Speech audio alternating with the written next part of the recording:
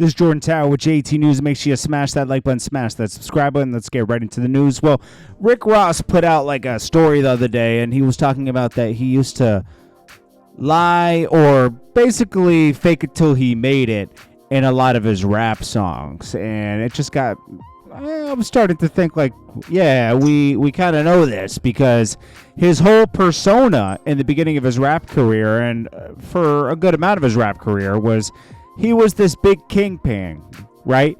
And, you know, he was running the streets and he knew the real Noriega and all this other stuff. But then, you know, people get to know, oh, wait. His name is Rick Ross, and he's actually trying to take the life of Freeway Rick Ross. Freeway Rick Ross actually did time for being a kingpin in L.A. He was linked to the whole thing where they said, you know, the CIA was like allowing him to move product because it was funding some Nicaraguan war or something like that, you know. So anyways, Freeway Ricky Ross talks about this often. Actually took Rick Ross to court, but lost on the name thing, you know, like they couldn't prove that he took his name and all that stuff. But yeah, anybody with a, you know, slight IQ can see that Rick Ross was just, you know, taking this man, thinking the guy had life. You know, Freeway Rick Ross had to go to like law school, in jail and everything, and learn the law to appeal his case to get out of jail. He had like almost life. He got out in 2009.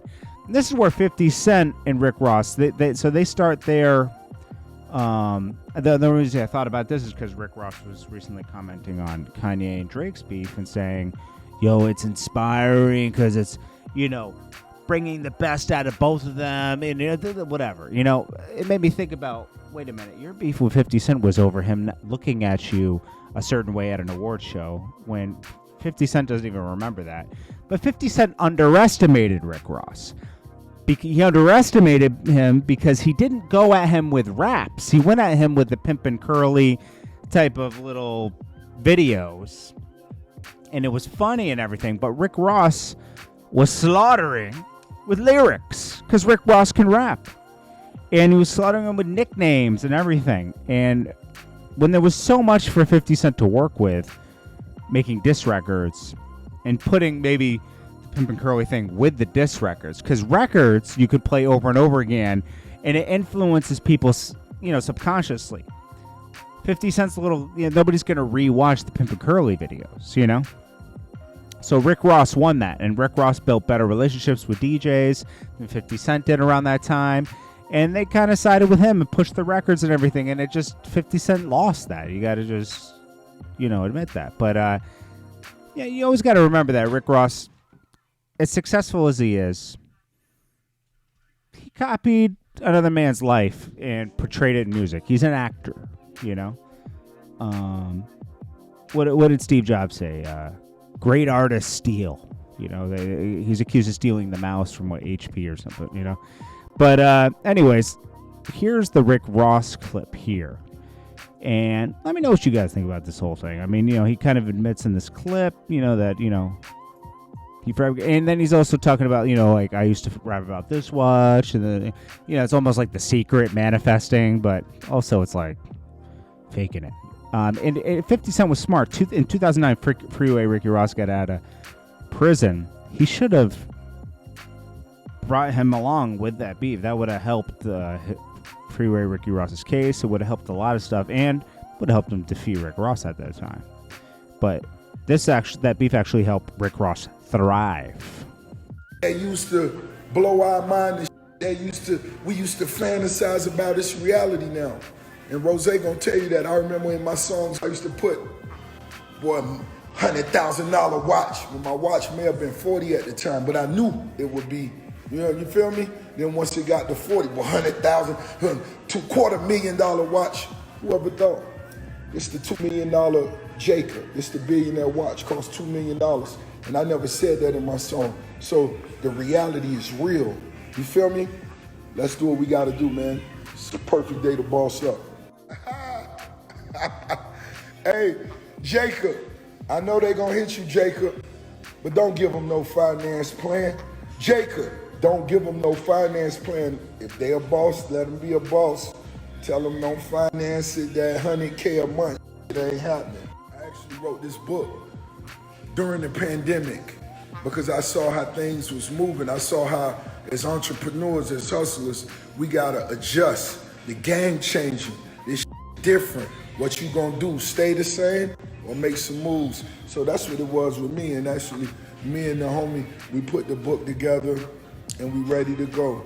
I saw how it was moving different. I say, damn, that pandemic hit, that show money, it's a lot of that was talking big money, ain't talking big money no more. You feel me? Was talking that Lambo. What's a new Lamborghini and Lambo truck at? Why you ain't got it? Yeah, I see what's going on. It's different. It's different. I've been telling you, hustle every day, be ready, don't stop. When whips kept coming, cribs kept coming, and we getting more. And it's Tuesday morning, get up off your fat, lazy ass and go get it. And the reason I tell you in such a way is because I need to motivate you. It's only one way you're gonna be great, and that's if you try, that's if you attempt. If you sit around and don't do shit, you ain't gonna never be shit. You will never see what your true potential is. If I sat around the whole pandemic, I wouldn't be writing this book. My first one was a New York Times bestseller. This one here coming out, it's the Boss Commandments. I'm just letting you know how to go get the money and don't make no excuses. I don't give a fuck when you lay in the bed how tired you is. It's a motherfucker like me out there, man. And the OG's been told me, Rose, always move like you being hunted.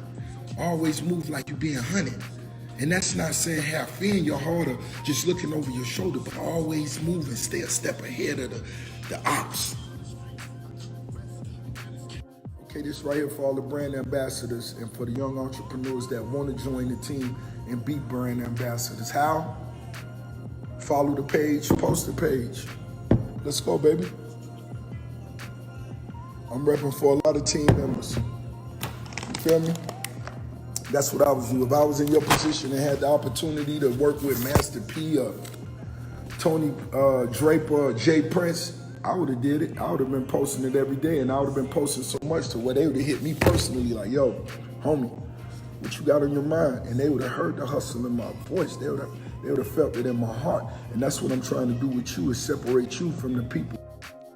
Now, I don't say all that to like hate on Rick Ross or anything. I'm just saying, you got to point that out. It's a fact, okay? I mean, he does inspire a lot of people, and he does employ a lot of people, and he does a lot of great things. Don't get me wrong. He does a lot of great things.